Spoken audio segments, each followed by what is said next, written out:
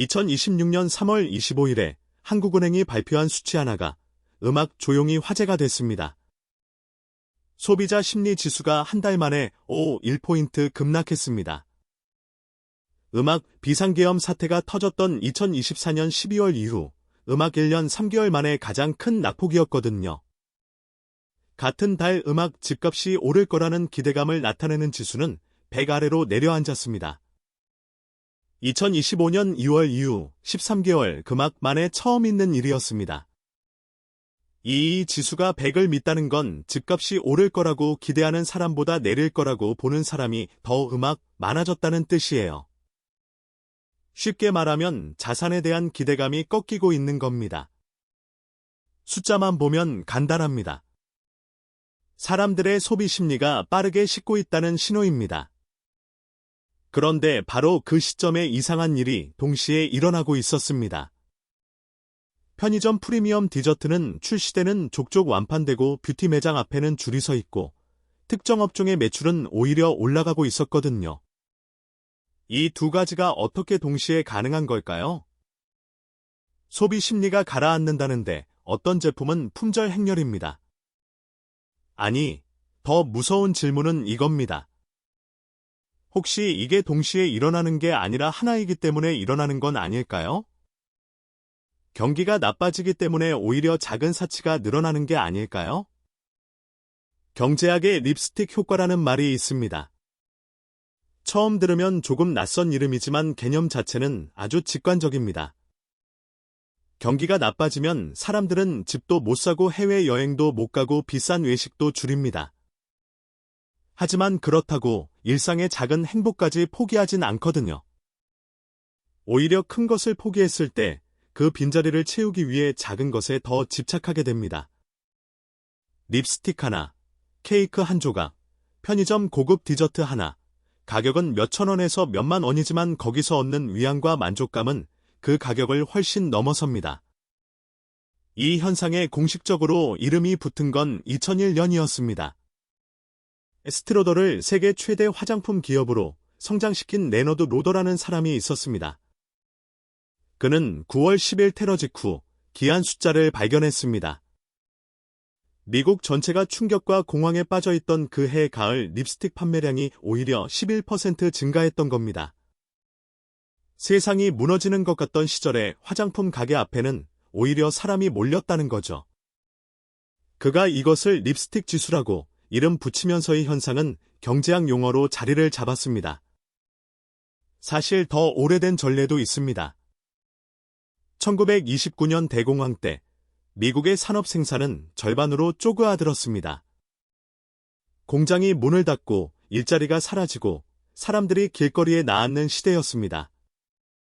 그런데 그 시절 화장품 판매량은 오히려 늘었다는 기록이 여러 곳에서 전해집니다. 경제가 무너지는 속에서도 작은 사치만큼은 살아남았던 거예요. 여기서 잠깐 생각해 볼 게 있습니다. 만약 내가 그 시대 사람이라면 어땠을까요? 일자리를 잃었고 집은 압류 위기에 처했고 내일 먹을 것도 걱정스럽습니다. 그런 상황에서 화장품을 삽니까? 안 삽니까? 이성적으로는 당연히 안 삽니다. 하지만 사람은 이성만으로 살아가지 않습니다. 무너지는 현실 속에서 거울 앞에 서서 립스틱을 바르는 행위는 어쩌면 이런 선언인지도 모릅니다. 나는 아직 괜찮다고, 나는 아직 무너지지 않았다고, 오늘 하루만큼은 스스로를 존중하고 있다고. 그 작은 저항이 불황기 소비의 진짜 심리입니다. 어려운 시절일수록 자신을 꾸미는 행위는 단순한 허영이 아니라 일종의 자기 보호였던 겁니다. 그리고 이 현상은 역사적으로도 반복되어 왔습니다. 1997년 IMF 외환위기, 2008년 금융위기, 코로나19 팬데믹 이후에도 화장품과 소규모 사치품 시장은 경기 침체 속에서도 꾸준히 버텼고 어떤 시기엔 오히려 반등했습니다. 이것이 단순한 우연이 아니라는 걸 이제 경제학자들도 인정하고 있는 거죠. 지금 2026년 그 현상이 다시 나타나고 있습니다. 한국 뷰티 데이터 분석 플랫폼의 통계를 보면 최근 립틴트 관련 판매는 전년 대비 152% 급증했고 립케어와 립밤 관련 제품은 113% 늘었습니다. 색조 화장품 시장이 전반적으로 되살아나고 있는 거예요. 스킨케어와 메이크업 기능을 동시에 갖춘 하이브리드 제품들도 전 카테고리에서 확산되는 흐름입니다. 편의점 데이터는 더 흥미롭습니다. 오픈서희가 발표한 2026 편의점 트렌드 리포트에 따르면 편의점 방문 빈도는 2022년 월 평균 17회에서 2026년 8보회로 5회로 줄었습니다. 사람들이 예전만큼 자주 오지 않는 겁니다. 그런데 한번 왔을 때 쓰는 돈은 매년 꾸준히 올라갔어요. 적게 가지만 갈 때마다 더 많이 쓰는 패턴으로 바뀐 겁니다. 경제학적으로 이걸 객단가 상승이라고 부릅니다. 방문 횟수가 줄어도 한 번 쓰는 돈이 늘면 전체 매출은 오히려 유지되거나 늘 수 있거든요. 그리고 그 지출의 중심에 프리미엄 디저트가 있었습니다. 25년 초 카다이프와 피스타치오가 들어간 두바이 초콜릿이 편의점에서 유행했습니다. 카다이프는 중동 스타일의 가늘고 바삭한 반죽인데 처음에는 낯선 이름이었지만 SNS에서 퍼지면서 순식간에 풍기 현상이 일어났습니다.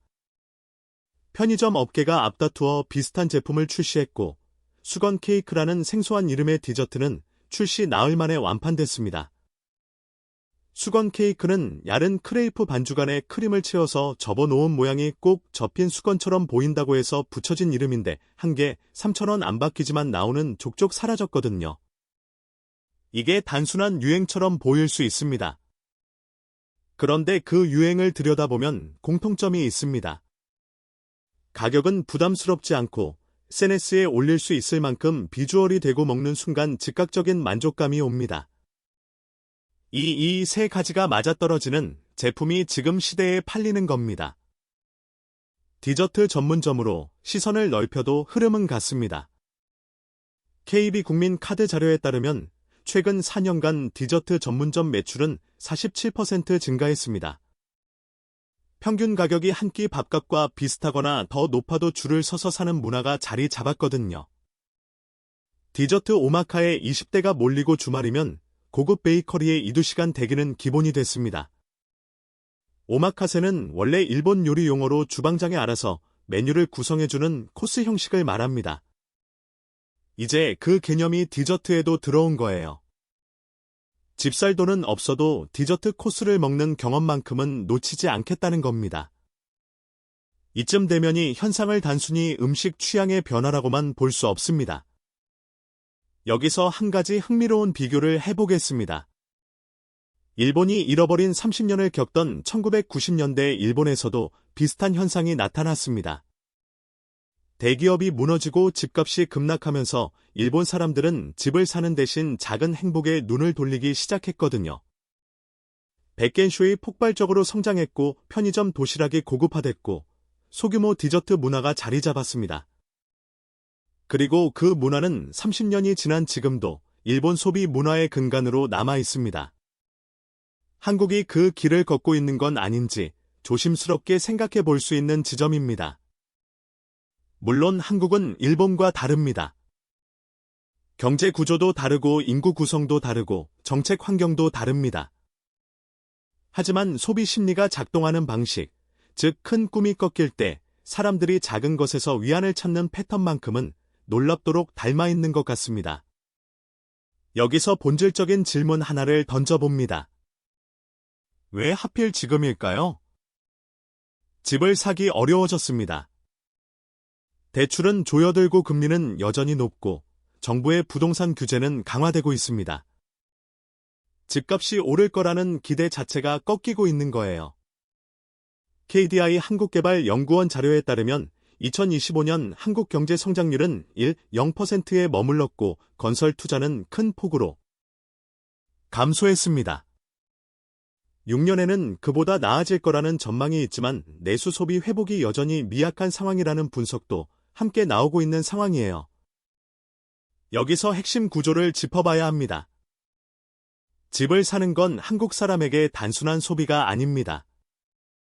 미래에 대한 투자이자 노후 준비이자 일종의 사회적 성공의 기준이기도 했습니다. 그 기준이 무너지고 있습니다. 아무리 열심히 모아도 집값을 따라갈 수 없다는 체념이 특히 30대와 40대 사이에서 조용히 퍼지고 있는 겁니다. 집이라는 큰 꿈이 멀어질수록 사람들은 지금 당장 손에 줄 수 있는 작은 행복을 찾습니다. 집은 못 사지만 케이크 하나는 살 수 있으니까요. 해외여행은 못 가지만 백화점 팝업 디저트는 경험할 수 있으니까요. 1박 2일 제주 감성 숙소 하나는 아직 갈 수 있으니까요. 경제학자들은 이걸 대체 소비라고 부릅니다. 큰 욕구가 좌절됐을 때 그 에너지가 더 작은 곳으로 흘러 들어간다는 뜻입니다. 막힌 강물이 작은 수로를 찾아 흐르듯 소비 욕구는 어딘가로는 반드시 흘러갑니다. 그리고 이 흐름에는 계층과 세대를 막론하고 공통된 패턴이 있습니다. 젊은 세대는 소소하지만 확실한 행복 줄여서 소확행이라는 표현을 씁니다. 이미 몇 년 전부터 알려진 개념이지만 집값이 오르고 취업이 어려워질수록 그 소확의 방향이 점점 더 작고 즉각적인 것으로 바뀌고 있습니다. 5년 뒤 집을 살 수 있을 거라는 희망보다 오늘이 케이크가 주는 행복이 더 확실하게 느껴지기 때문입니다. 여기서 한 가지 더 불편한 사실이 있습니다. 이 현상이 반드시 좋은 신호는 아닐 수도 있다는 겁니다. 작은 사치가 늘어난다는 건 큰 소비를 포기했다는 뜻이기도 합니다. 집도 차도 해외여행도 포기한 사람들이 그 공허함을 몇천 원짜리 디저트로 채우고 있다면 이건 경기 회복의 신호가 아니라 오히려 경기 침체가 일상화되고 있다는 신호일 수 있습니다. 더 솔직하게 말하면 이렇습니다. 지금 편의점 디저트가 잘 팔리는 건 경제가 좋아서가 아니라 경제가 나쁘기 때문일 수 있습니다. 그게 립스틱 효과의 진짜 무서운 점이에요. 소비가 살아있어 보이지만 그 안의 내용이 완전히 달라진 거거든요. 밖에서 보면 활기차 보이는 소비 현장이지만 그 내면에는 큰 꿈을 접은 사람들의 집합적인 선택이 숨어 있습니다. 실제로 소비 양극화라는 현상도 함께 나타나고 있습니다. 한편에서는 몇백만 원짜리 명품 가방이 계속 팔리고 있고 다른 한편에서는 편의점 990원짜리 삼각김밥이 최대 실적을 기록하고 있습니다. CU의 1,000원 이하 상품 매출은 전년 대비 8% 신장하며 최근 3년 새 최고치를 기록했거든요. 극단적인 절약과 극단적인 프리미엄 소비가 동시에 팽창하는 구조인 겁니다. 중간이 사라지고 있습니다. 이게 바로 소비 양극화입니다. 누군가는 지구 끝까지 명품을 사고 누군가는 990원 삼각김밥을 먹으면서 3,000원짜리 수건 케이크를 사는 게 지금 우리 시대 소비의 두 얼굴인 겁니다. 한 가지 더 생각해 볼 게 있습니다. 이 현상이 가진 양면성입니다. 립스틱 효과는 어떤 의미에서는 사람들의 회복력이기도 합니다. 아무리 어려워도 즐거움을 찾고 자신을 보살피고 작은 것에서 행복을 만들어내는 능력. 그게 없다면 경기 침체는 단순한 경제 위기가 아니라 사회 전체의 붕괴로 이어질 수 있습니다. 대공황 시절 화장품을 사러 나온 사람들은 어쩌면 그 행위 하나로 일상을 붙들고 있었던 건지도 모릅니다. 하지만 동시에 회복력이 구조적인 문제를 가리는 역할을 할 수도 있다는 점을 잊으면 안 됩니다. 사람들이 작은 사치로 버티고 있다는 사실이 더 큰 문제가 해결되지 않아도 괜찮다는 착각을 만들어낼 수 있거든요.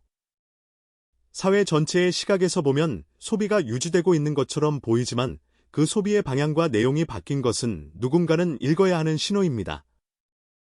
지금 팔리는 것들이 어떻게 바뀌고 있는지, 어떤 것이 팔리지 않게 됐는지, 그것을 읽는 게 진짜 경제 이해의 출발점인지도 모릅니다.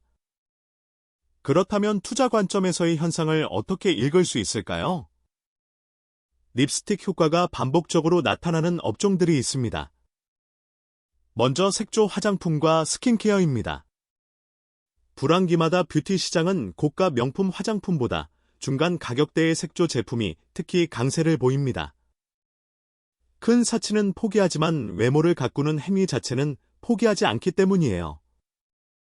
글로벌 립 메이크업 시장은 2025년 기준 약 105억 달러, 우리 돈으로 약 14조 규모로 추정되며 향후 꾸준한 성장세가 이어질 거라는 분석이 나와 있습니다. 특히 한국 화장품 브랜드는 K뷰티라는 이름으로 세계 시장에서도 존재감이 커지고 있어 내수 불황의 완충 역할을 하고 있는 상황입니다. 뷰티 시장의 구조 자체가 불황의 강한 방향으로 진화하고 있는 겁니다. 편의점과 소규모 식품업체도 빠질 수 없습니다. 특히 프리미엄 PB 상품 즉 편의점이 자체적으로 기획한 고급 제품 라인의 강점을 가진 기업들이 주목받고 있는 거죠. 방문 빈도는 줄어도 객단가가 오르는 구조는 수익성 측면에서 오히려 긍정적으로 작용할 수 있거든요. 한 가지 더 짚어야 할 게 있는데 2026년 현재 편의점들은 단순한 간식 구매 채널을 넘어 생활 밀착형 플랫폼으로 진화하고 있다는 점입니다. 생활용품과 편의 서비스 이용 비중이 전년 대비 동반 상승하며 방문하는 이유 자체가 다양해지고 있거든요. 소규모 여행과 국내 감성 숙박도 주목할 만합니다. 해외 장거리 여행은 부담스럽지만 당일치기 여행이나 국내 프리미엄 숙소에 대한 수요는 오히려 늘고 있는 흐름이에요. 한 번에 큰 돈을 쓰는 여행 대신 짧고 강렬한 경험을 적은 비용으로 즐기려는 경향입니다. 다만 한 가지 중요한 판단 기준이 있습니다. 립스틱 효과의 수혜를 받는 업종이 되려면 두 가지 조건을 동시에 충족해야 합니다. 첫째는 가격이 충동적으로 구매할 수 있는 수준이어야 하고, 둘째는 소비하는 순간 즉각적인 보상이 느껴져야 합니다. 케이크를 먹는 순간, 립스틱을 바르는 순간, 예쁜 숙소 사진을 찍는 순간처럼요. 이 두 조건 중 하나라도 빠지면 불황기에 오히려 외면받는 제품이 됩니다. 반대로 이 두 조건을 모두 갖춘 제품이라면 경기가 나빠질수록 역설적으로 더 선택받습니다. 여기서 한 가지 생각 실험을 해봅니다. 당신이 오늘 5만 원이 있다고 가정해봅니다. 집 살 돈은 어차피 없습니다. 그 5만 원을 어디에 쓰고 싶습니까? 대부분의 사람은 아마 이렇게 생각할 겁니다. 어차피 모아봤자 집 살 수 없는 돈이라면 오늘 하루만큼은 나를 위해 쓰는 게 낫지 않을까라고요. 이 생각이 드는 순간 당신은 이미 립스틱 효과의 주인공이 된 겁니다. 경제학자들은 이 선택을 비합리적이라고 하지 않습니다. 오히려 현재의 불확실성이 클수록 지금 당장 손에 잡히는 만족에 더 높은 가치를 부여하는 것은 아주 인간적인 반응이라고 분석합니다. 미래가 불투명할수록 현재에 집중한다는 거예요. 문제는 이 선택이 집결될 때입니다. 수천만 명이 동시에 선택을 한다면 립스틱이 팔리고 편의점 디저트가 완판되는 현상이 됩니다. 그리고 그게 지금 우리가 목격하고 있는 풍경이에요. 소비가 살아있다고 좋아할 일인지 아니면 이 풍경 뒤에 숨은 집합적인 포기를 읽어야 할지 그 답은 각자가 내려야 할 것 같습니다. 그리고 정말 불편한 사실 하나를 더 얘기해드리겠습니다. 립스틱 효과는 한 가지 조건 아래 더 강하게 작동합니다. 그 조건은 바로 경기 침체가 단 기적이지 않고 장기화될 때입니다. 잠깐 어려운 건 버팁니다. 이번 달만 참으면 나아질 거라는 희망이 있다면 사람들은 소비를 줄이고 허리를 조입니다. 하지만 이게 1년, 2년, 3년이 이어진다면 달라집니다. 더 이상 참는 게 의미가 없다는 걸 몸으로 배우게 됩니다. 집값이 오르는 만큼 월급이 오르지 않는다는 걸, 아무리 모아도 따라잡을 수 없다는 걸 숫자로 확인하게 됩니다. 그때부터 소비의 방향이 완전히 바뀝니다. 미래를 위한 저축에서 지금 당장의 만족으로, 큰 목표에서 작고 확실한 기쁨으로의 전환이 한 세대를 걸쳐 이루어지면 립스틱 효과는 일시적인 현상이 아니라 하나의 소비 문화로 자리 잡게 됩니다. 지금 우리가 보고 있는 게 그 전환점인지도 모릅니다. 어떤 분들은 이 현상을 보면서 안도감을 느낄 수도 있습니다. 경기가 나빠도 사람들이 이렇게 살고 있으니 괜찮다고요. 어떤 분들은 반대로 이 현상 자체가 경고 신호라고 읽을 겁니다. 지금 팔리는 게 케이크와 립스틱이라면 그건 우리가 더 이상 집과 미래를 사지 않고 있다는 뜻이기도 하니까요. 어느 쪽 시각이 맞는지는 아무도 단언할 수 없습니다. 다만 분명한 거니 현상이 단순한 유행이 아니라 우리 시대의 소비 심리가 구조적으로 바뀌고 있다는 신호라는 점입니다. 경기가 어려울수록 작은 사치를 합니다. 그 말이 옳다면 지금 편의점 디저트 앞에 줄 선 사람들은 경제학적으로 완벽하게 합리적인 행동을 하고 있는 겁니다. 그리고 그 풍경이 우리에게 말해주는 건 지금 이 사회가 그만큼 어렵다는 것이기도 하고요. 1930년대 미국에서 경기가 바닥을 칠 때 화장품 판매량이 오히려 늘어났을 때 그걸 보고 기회를 잡은 사람들이 있었습니다. 그리고 그걸 보고 현실을 읽은 사람들도 있었습니다. 같은 현상을 보고 어떤 질문을 던지느냐에 따라 전혀 다른 결론이 나왔던 거죠. 지금 이 영상을 보고 계신 여러분에게도 같은 질문이 해당됩니다. 오늘 팔리는 것들은 무엇입니까? 그리고 그게 의미하는 건 무엇일까요? 작은 사치가 팔리는 시대. 그 안에서 기회를 볼 수도 있고 경고를 들을 수도 있습니다. 그 선택은 여러분 각자의 몫입니다. 어떤 경제 지표도 그 마음을 숫자로 담을 수는 없습니다. 소비자 심리 지수는 기대감과 전망을 측정하지만 포기의 깊이나 작은 위안의 가치는 수치화되지 않습니다. 그래서 데이터를 읽을 때 항상 그 숫자 뒤에 있는 사람들의 이야기를 함께 상상해야 합니다. 집보다 케이크를 사는 사람들을 탓할 수 없습니다.